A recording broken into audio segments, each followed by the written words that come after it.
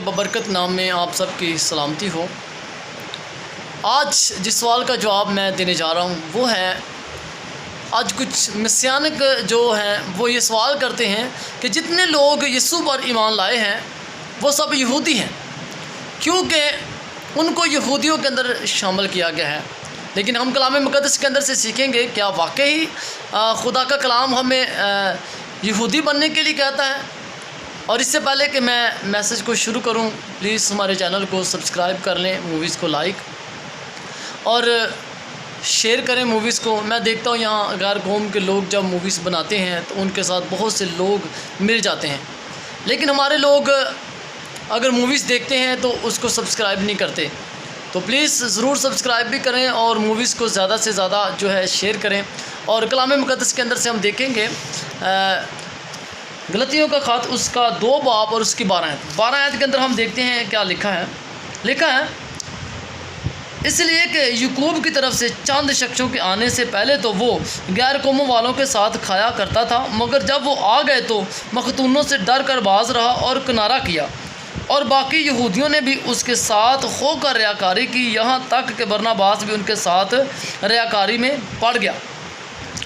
پہلے وہ غیر قوموں کے ساتھ کھایا پیا کرتا تھا، لیکن جب کچھ مختون بھائی آئے تو وہ ان کے ساتھ مل کر غیر قوموں سے کنارہ کرنا شروع ہو گیا۔ اور کلام بیان کرتا ہے مقدس پولس نے ان کو ریاکار کہا، یعنی کہ جن لوگوں نے دوبارہ پھر جا کر یہودیت کی طرح زندگی کو جینے کے لیے کوشش کی، مقدس پولس نے ان کو ریاکار کا نام دیا اور کہا کہ پھر برناباس بھی ریاکاری کے اندر پڑ گیا۔ آگے ہم دیکھتے ہیں کیا لکھا ہے۔ جب میں نے دیکھا کہ وہ خوشخبری کی سچائی کے موافق سیدھی چال نہیں چلتا تو میں نے سب کے سامنے کافہ سے کہا کہ جب تو باوجود یہودی ہونے کے غیر قوموں کی طرح زندگی گزارتا ہے، نہ کہ یہودیوں کی طرح، تو غیر قوموں کو یہودیوں کی طرح چلنے پر کیوں مجبور کرتا ہے؟ مقدس پولس نے کافہ کو بھی ڈانٹا اور کہا کہ جب کہ تو یہودی ہو کر غیر قوموں کی طرح زندگی گزارتا ہے نہ کہ یہودیوں کی طرح، تو پھر تو غیر قوموں والوں سے کیوں یہودیوں کی طرح جینے کے لیے کہتا ہے؟ اور یہاں مقدس پولس جو ہے وہ صاف صاف لفظوں کے اندر ہمیں بیان کر رہا ہے کہ ہم نے یہودیوں کی طرح نہیں جینا، بلکہ خدا یسوع مسیح نے ہمارے لیے اپنی جان دی ہے تاکہ ہم ایمان سے راست باز ٹھہریں، اور جب ہم یسوع مسیح پر ایمان لاتے ہیں تو یہ ایمان کے سبب سے ہم راست باز ٹھہریں گے۔ رسولوں کے اعمال اس کا 15 باب اور اس کی ہم 5 آیت سے پڑھیں گے تو لکھا ہے، مگر فریسیوں کے فرقے میں سے جو ایمان لائے تھے ان میں سے بعض نے اٹھ کر کہا کہ ان کا ختنہ کرانا اور ان کو موسیٰ کی شریعت پر عمل کرنے کا حکم دینا ضرور ہے۔ پس رسول اور بزرگ اس بات پر غور کرنے کے لیے جمع ہوئے۔ جب کسی بات کے لیے ایکا کیا جاتا ہے تاکہ سب جمع ہو کر فیصلہ کیا جائے، جب ان لوگوں نے جو فریسیوں کے فرقے کے اندر سے یسوع پر ایمان لائے تھے اور کہا کہ ان کو موسیٰ کی شریعت کے مطابق یعنی کہ حکم دینا چاہیے کہ ان کا ختنہ کیا جائے اور یہ موسیٰ کی شریعت کے مطابق جو ہے زندگی بسر کریں، تو سب شاگرد جو ہیں ایک جگہ پر جمع ہوئے اور فیصلہ کرنے کے لیے، اور دیکھیں گے فیصلہ کیا ہوا۔ کلام مقدس کے اندر لکھا ہے کہ 2 گواہیاں مل کر سچی ہوتی ہیں، اور یہ سب شاگرد جمع ہوئے، اور 7 آیت میں لکھا ہے، اور بہت بحث کے بعد پطرس نے کھڑے ہو کر ان سے کہا کہ اے بھائیو، تم جانتے ہو کہ بہت عرصہ ہوا جب خدا نے تم لوگوں میں سے مجھے چنا کہ غیر قومیں میری زبان سے خوشخبری کا کلام سن کر ایمان لائیں، اور خدا نے جو دلوں کی جانتا ہے ان کو بھی ہماری طرح روح القدس دے کر ان کی گواہی دی، اور ایمان کے وسیلہ سے ان کے دل پاک کر کے ہم میں اور ان میں کچھ فرق نہ رکھا۔ غور کیجئے پیچھے کیا لکھا ہے، یعنی کہ خدا کے روح نے گواہی دی۔ اب جب انسان کی گواہی اتنی مانی جاتی ہے تو جہاں خدا کے روح نے گواہی دی اور خدا کا روح جو ہے ان سب پر نازل ہوا، اور مقدس پطرس نے اس بات پر آگے اعمال میں بھی یعنی کہ اس بات کا ثبوت دیا، گواہی دی، اور کہا کہ خدا کے روح نے گواہی دی اور ان میں اور ہم میں کوئی فرق نہ رکھا۔ آگے دیکھتے ہیں کیا لکھا ہے۔ آگے 10 آیت میں لکھا ہے، بس اب تم شاگردوں کی گردن پر ایسا جوا رکھ کر جس کو نہ ہمارے باپ دادا اٹھا سکتے تھے نہ ہم، خدا کو کیوں آزماتے ہو؟ کیا کرتے ہو؟ خدا کو کیوں آزماتے ہو؟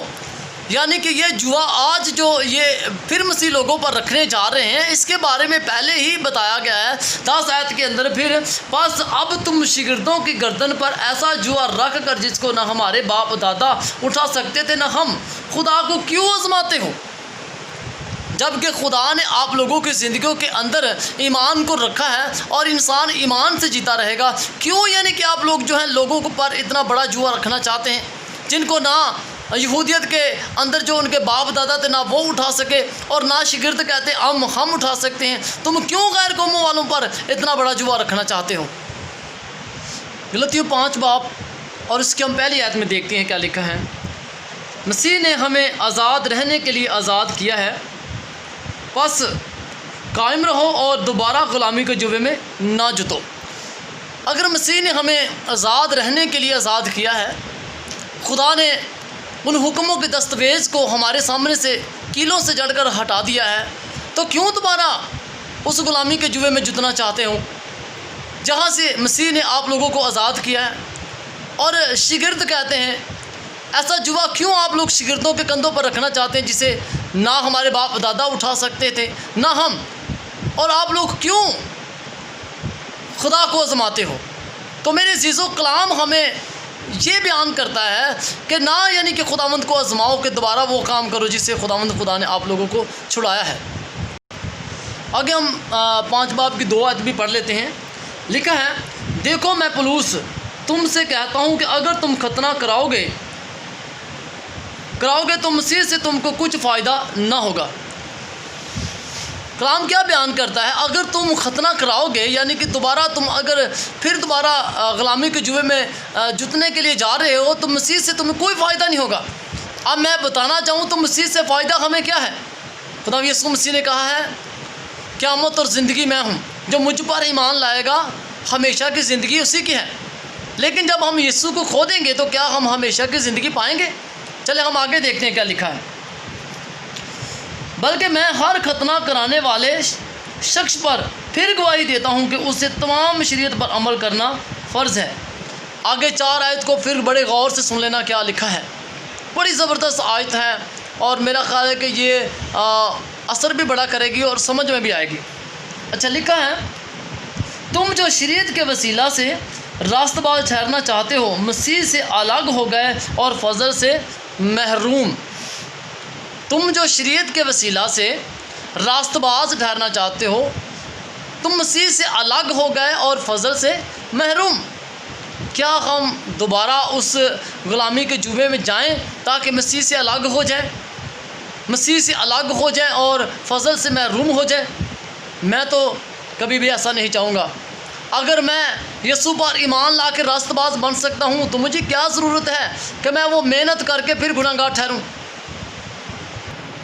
اور میسج لمبا نہ ہو اس لیے میں آپ لوگوں کو کچھ حوالے دے دیتا ہوں، آپ لوگ بعد میں پڑھ سکتے ہیں۔ رسولوں کے اعمال اس کا 10 باب اور اس کی 45 آیت، اور غلطیوں اس کا 5 باب اس کی 2 سے 3 آیت، اور غلطیوں اس کا 5 باب 5 آیت، غلطیوں اس کا 5 باب 4 آیت، پہلا کرنتھیوں اس کا 15 باب اس کی 1 سے 4 آیت، اور رسولوں کے اعمال اس کا 2 باب 6 آیت سے 14 آیت تک،